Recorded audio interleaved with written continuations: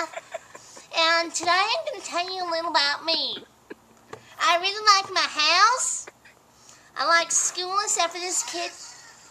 Stupid phone, I wasn't done. 1 second. Wow, no sense of humor. Shut up, Mom. Okay, let's get back. I like school.